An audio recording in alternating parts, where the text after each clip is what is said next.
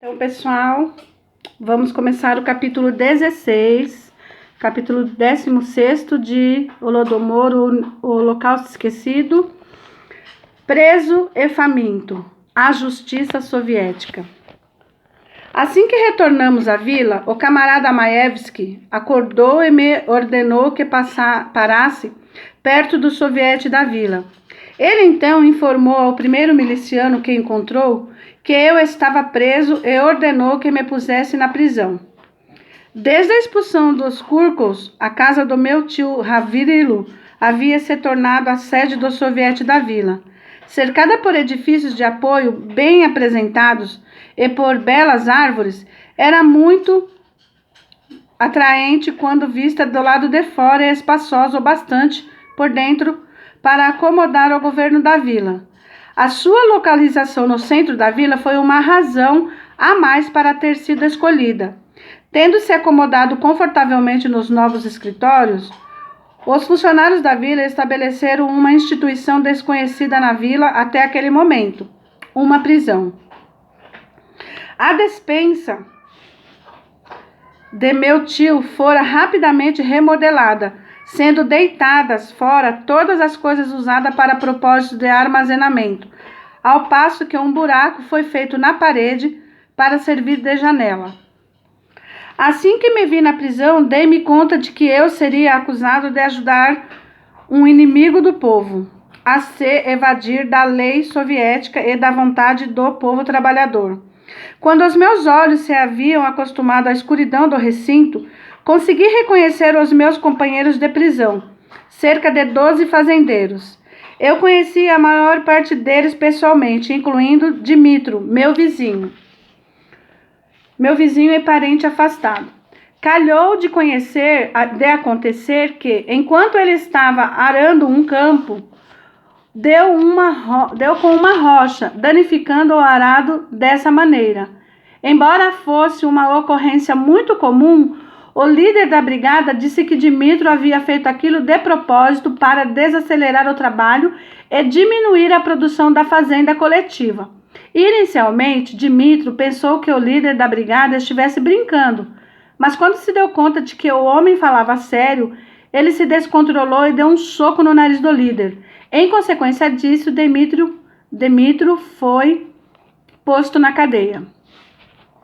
Havia apenas 5 anos que Dimitro se casara com uma bela garota, e 3 anos antes da sua prisão, ele se tornara pai. E ele me disse que aquele havia sido o momento mais feliz da sua vida. Agora, essa felicidade e provavelmente também a sua vida estavam chegando ao fim. Havia apenas... Um incidente similar levaram um outro vizinho meu a ser encarcerado. O cavalo com o qual ele estivera trabalhando no campo tropeçou e torceu um tendão de sua pata. Também essa era uma ocorrência comum, mas o camarada Xerepim era de outra opinião. Ele alegou que a pata do cavalo ficara torcida por descuido e cuidou para que o meu vizinho fosse posto na prisão sem nenhuma esperança de regressar para sua esposa doente e seus 4 filhos. Também me encontrei lá com o pai de um amigo da escola. Eu o chamava de tio Petró. Na vila ele era conhecido pelo seu último nome, Shost. Não fiquei surpreso ao vê-lo na prisão porque ele era um dos fazendeiros da nossa vila que haviam se recusado a se juntar à fazenda coletiva. Shost era pobre e, de certa forma, era um representante típico dos fazendeiros ucranianos daquela época. Ele possuía cerca de 15 acres de terra negra, 2 dos cavalos de arado, uma vaca, 1 ou 2 porcos e talvez 1 dúzia de aves, galinha, patos e gansos. As construções da sua fazenda eram bastante decadentes e a sua casa era velha. O interior estava dividido em 2 seções. Uma delas era usada para armazenar os grãos e os outros itens agrícolas, e a outra parte servia como habitação. Esta incluía apenas 2 cômodos. O cômodo da frente combinava sala de estar, cozinha, sala de jantar e um banheiro. O outro cômodo era um quarto de dormir no qual dormia toda a família. A mobília era tosca e primitiva. Havia um banco ao longo de uma das paredes e uma mesa com algumas cadeiras de fabricação caseira ficando num canto. Ícones estavam pendurados na parede, voltada para o leste, e na parede da frente estavam as fotografias da família. Era raro encontrar uma cama de verdade na morada de um fazendeiro, e isso se aplicava a Shost. O espaço para que a família dormisse era um banco largo de madeira e o topo do forno. O chão era de barro, o teto era de palha e o interior era caiado. Shost nunca contratou ajudantes, pois o tamanho de sua fazenda era amplo o bastante apenas para o sustento de sua família.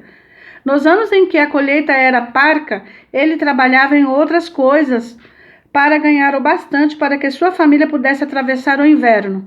Ele costumava viajar para cidades próximas e trabalhar nas estradas ou assumir outros empregos, enquanto comia e dormia com os outros trabalhadores em casebres para espichar os seus parcos ganhos e comprar mais comida para sua família. Com a chegada da primavera, ele sempre retornava à sua amada terra. Ele tinha fé na terra como tinha em Deus. Dia e noite, ele laborava nos campos e encontrava felicidade em ver suas plantações crescerem. De uma forma ou de outra, ele conseguia colocar pão na mesa. Ele era um homem honrado e, como todos os fazendeiros ucranianos, ele era possuidor de amor próprio e de um intenso amor à liberdade, ambas as coisas herdadas dos cossacos. Quando o governo comunista começou a coletivização das vilas, Shost se revelou um homem forte e obstinado. Ele se recusou a se juntar à fazenda coletiva. Ao longo de gerações, aquela terra havia sido propriedade da família do Shost, e ele pretendia passá-la ao filho quando a idade avançada o forçasse a abandonar o arado. E assim chegaria o momento de seu filho possuir a terra. E assim por diante, como sempre havia sido. Os Shosts haviam sobrevivido a muitas guerras e ocupações estrangeiras naquele mesmo pedaço de terra. Eles haviam crescido naquela terra e saíam para o mundo externo, às vezes para não mais voltar, mas eles sempre consideraram aquela terra o seu lar. Pedir ao fazendeiro Shost que entregasse a sua terra era como pedir-lhe que entregasse a sua própria vida.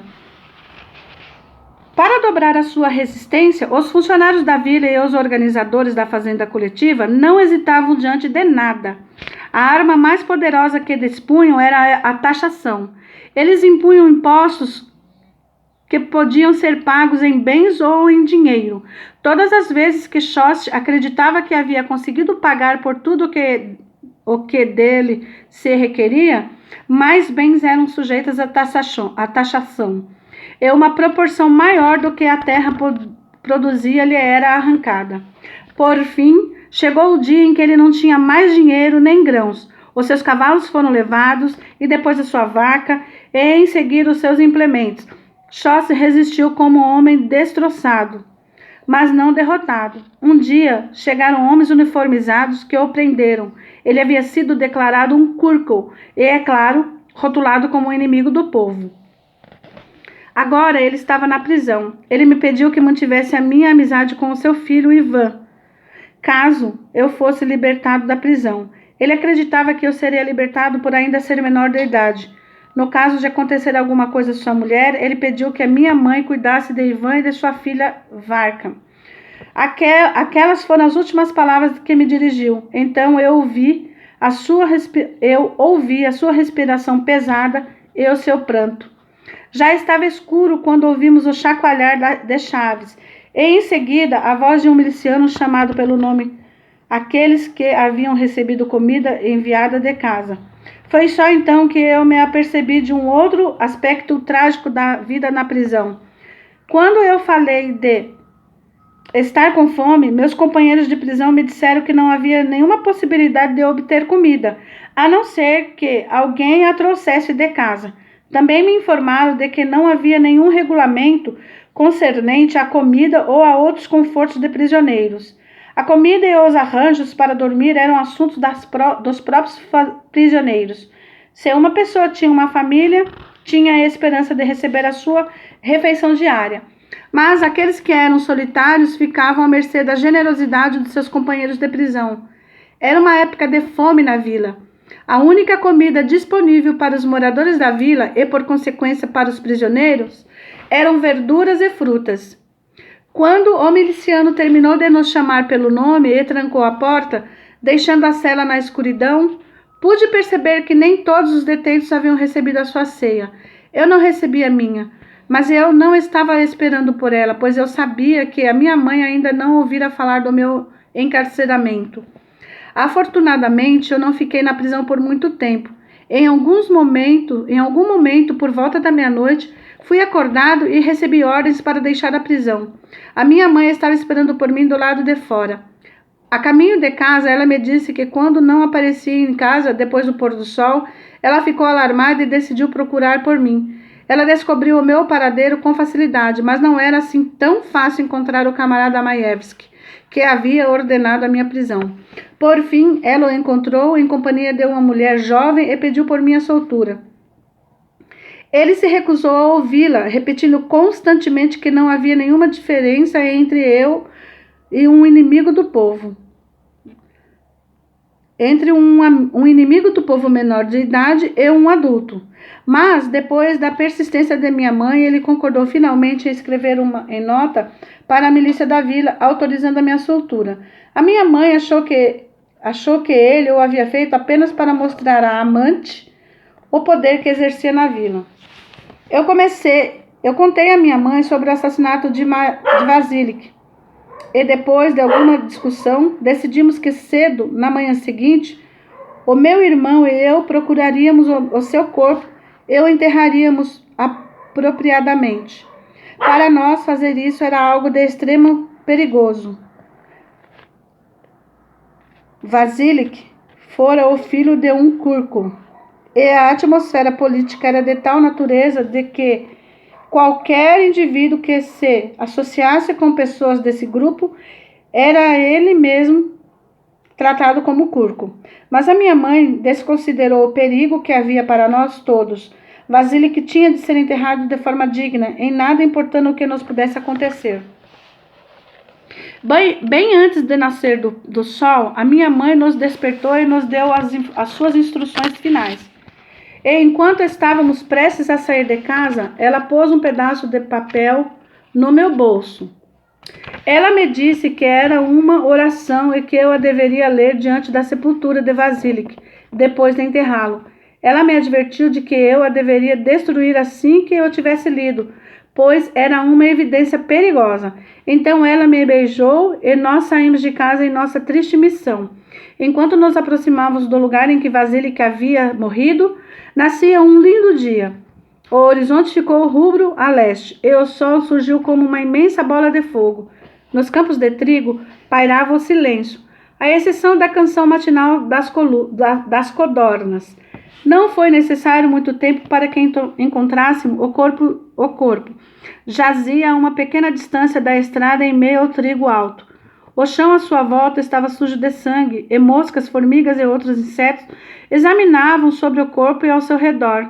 Começamos a cavar imediatamente. Era um trabalho difícil para 2 garotos, o de cavar uma cova no chão duro. Mas por fim conseguimos fazê-lo. Cavamos a cova numa inclinação para que pudéssemos rolar o corpo. De dentro dela, para rolar o corpo para dentro dela com o mínimo esforço. No fundo da cova, espalhamos um pouco de palha. Então, enrolamos o corpo num cobertor que havia trazido de casa e o deslizamos para o buraco do chão. Rapidamente cobrimos com terra o corpo e o buraco. Fizemos uma cruz com ripas de madeira que a minha mãe nos havia fornecido. Lemos a oração que ela me havia dado e em seguida, depois de destruir o pedaço de papel, nos dirigimos de volta para casa, sentindo o peso nos nossos corações. Final, pessoal. É isso, pessoal. É muito triste, né, essa situação, né? Fiquem todos com Deus, pessoal. Todos Fiquem em paz. Que Deus abençoe a vida de cada um de vocês. Mais uma vez eu peço, se você está chegando agora nesse canal, se inscrevam, deixe seu comentário, dê um like ou um dislike. Me ajudem a continuar, né? Esse projeto. É um projeto assim de trazer informação. Esse é o primeiro livro que eu estou narrando. E já tem o próximo, já está aqui pertinho de mim. Então, pessoal, eu espero que vocês gostem, conheçam o canal, compartilhem se puderem. E eu tenho certeza, tenho fé, que mais cedo ou mais tarde alguém vai ter a curiosidade de ouvir a narração desse livro. Ok? Deus abençoe a vida de todos.